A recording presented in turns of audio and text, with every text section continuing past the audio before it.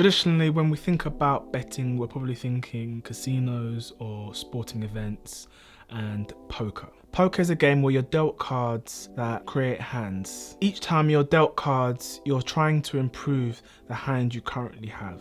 In the game of life, it's those small decisions that accumulate over time to create an outcome, and the game of poker is a perfect representation for our daily decision making. There's never a limit, there's no external restriction to betting everything that you have and to go all in on one given decision. In the game of poker, the basic parameters are that some cards are face up, visible to all. These are called community cards. And some are face up only to the person to whom the card has been dealt to. You make your best bet on how strong your cards is and how strong you think other people's cards are. Because the only other cards you are sure you know are your own. You are in a game of incomplete information. You must make the best decision you can with the information you have. The last player left standing at the end of the final round of betting takes the pot or the sum of money that has been backed up until now. Real life is based on making decisions from the information that you currently have.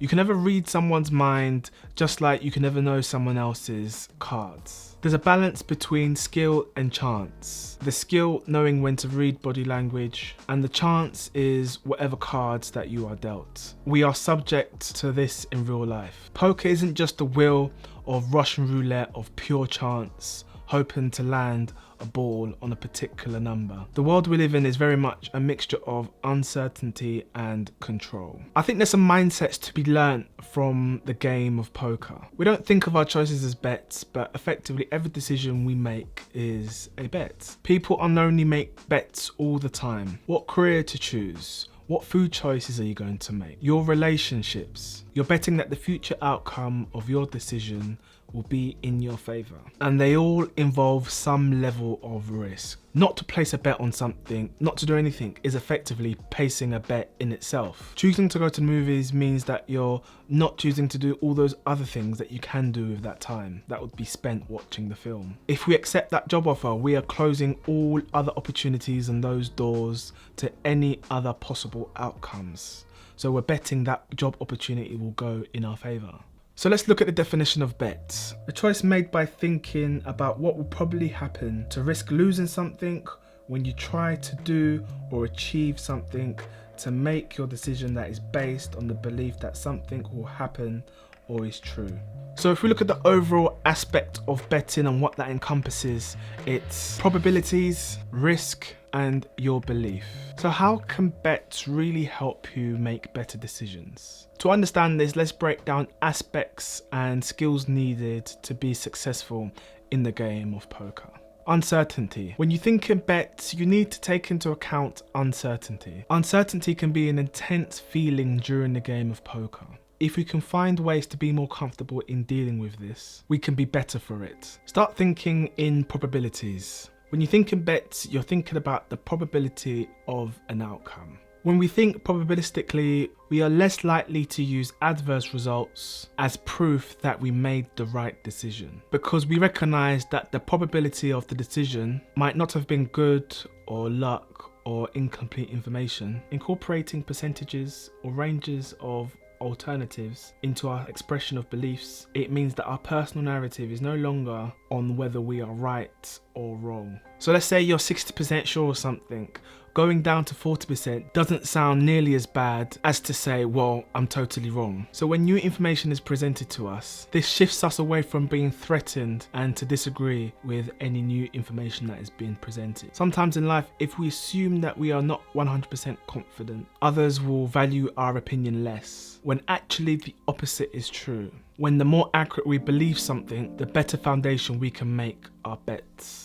Great poker players are confident in saying, I'm not sure. They play around with uncertainty. They understand that they can almost never know how something will exactly turn out. They embrace uncertainty instead of focusing on being sure. Don't overestimate your degree of control, such as life decisions. A 5-year study was done at Columbia University, where they asked people to play a simulated stock market. They had to invest their own money and their strategies were observed. Over and over again, people would overestimate the degree of control they had over events. They would decide ahead of time how they were going to divide their investments. And they would also decide on incredibly limited information. They overestimated their own skill. The more that they invested, the less that they had learned from what the environment was telling them, and the worse their decisions became. So it's clear from the study, us humans think we are in firm control, but what we're really playing to is the rules of uncertainty. So it's important to train yourself to see the world objectively. Every hand in poker has an immediate financial consequence. In a tournament or high stakes game, players must learn to differentiate the mass of decisions and outcomes. Question your wins, not only your losses. So you're winning, you're on a streak, you're doing pretty well. Everyone plays well when they're winning. But what's most important, can you control yourself if you're losing?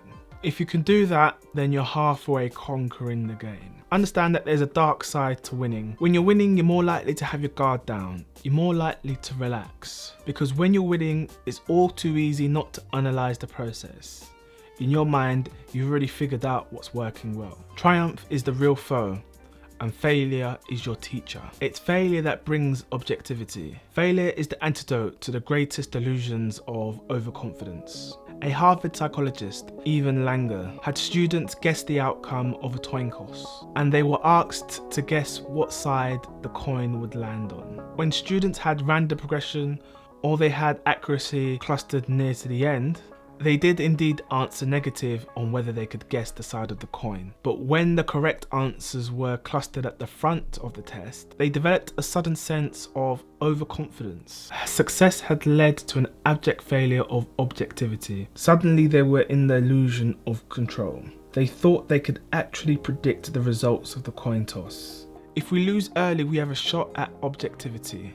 But when we win at the start, that's when we see the illusion of control come into full swing. Learn from your outcomes. In the game of poker, learning from your outcomes is vital. In life, the future bets we make have a series of outcomes. If we want to stay up late to watch the next episode of Game of Thrones, we may end up going to bed late, which may mean waking up late, missing your alarm, when another outcome would mean going to work on time and not being tired at all. And what I'm trying to say is that there is an element of an outline of a future that you can choose for yourself. Our minds work when we have a stake, a real stake, in the outcome of our learning. So let's apply a better's mentality to a scenario. You're in a game of pub quiz and you're in a group, and you get asked a question, but you have to put money on it. Suddenly you're questioning yourself, are you sure? And you're taking inventory of the evidence that's already formed in your mind. Such as, how do I know this information? Where did I get this information from? How up to date is this? When we bet on our decisions, it triggers a third step of thinking that we only sometimes get to. If we're willing to bet our money on it, we're willing to examine the information we already hold in a less biased manner. In the game of poker, this gauge of uncertainty is a built-in prerequisite. How sure that your opponent will fold the best hand, or if you're running a bluff. Your rationale has to be clear and concise. What makes a decision great is not a great outcome, it's the process that has led you to make that decision. A process that must attempt to accurately convey your state of knowledge. And that state in knowledge in turn is some variation of I'm not sure. Most of us can never see beyond the moment. We don't know what the next card will be, and we don't even know when we'll see it. But in the long run, the more objective a person is, the more likelihood the person will win against the person who is biased. Thinking in bets forces you to pay attention. It forces you to question your thought process. It forces you to recalibrate and rethink. In the game of poker and life, luck is your short-term friend, and the skill to make better decisions shines through in the long term. Anyways guys, that's the end of the video. If you like this video, please smash that like button, I'd really appreciate it. And subscribe if you want to see more videos like this. And comment below if you want to see any suggestions or just give me any type of feedback. I'll be seeing you in the next one. Bye bye.